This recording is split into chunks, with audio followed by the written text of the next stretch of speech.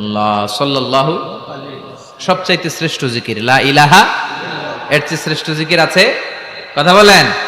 বিশ্বনবী বললেন, মান ক্বালা লা ইলাহা ইল্লাল্লাহ সিদকান মিন কলবিহি, একনিষ্ঠতার সাথে অন্তর থেকে কেউ যদি জীবনে একবার বলে লা ইলাহা ইল্লাল্লাহ দাখালাল জান্নাহ, তার যদি পাপ থাকে, অন্যায় থাকে, ওই পাপ আর অন্যায়ের শাস্তিগুলার পরে কোনো না কোনো দিন আমার ওই বান্দা জান্নাতে ঢুকবে।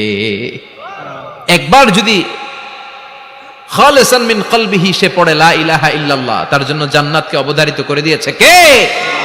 আবার এটার নাম আল্লাহ দিয়েছে কালিমায়ে, কথা বলেন, দরাবাল্লাহু মাসালান কালিমাতান তাইয়িবাতান কাশাজারাতিন তাইয়িবাতিন আসলুহা সাবিতুন ওয়া ফারউহা ফিস সামা। সুবহানাল্লাহ।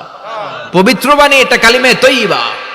আবু সাঈদ আল খুদরি থেকে বর্ণিত, মুস্তাদরাকে হাকিম আর সহিহ ইবনে হিব্বানে এসেছে। বিশ্বনবী বলেন, মুসা আলাইহিস সালাম আল্লাহর একবার প্রশ্ন করলেন, ইয়া রব আল্লিমনি দুআআন আদউ বিহি, আপনি আমার এমন একটা জিকির শিক্ষা দেন যে জিকির দিয়ে আমি শুধু আপনার জিকির করব, কেউ এই জিকির করতে পারবে না। এই জিকির জানবো শুধু আমি আর জানবেন আল্লাহ। কথা কোন? প্রশ্ন করছে কে?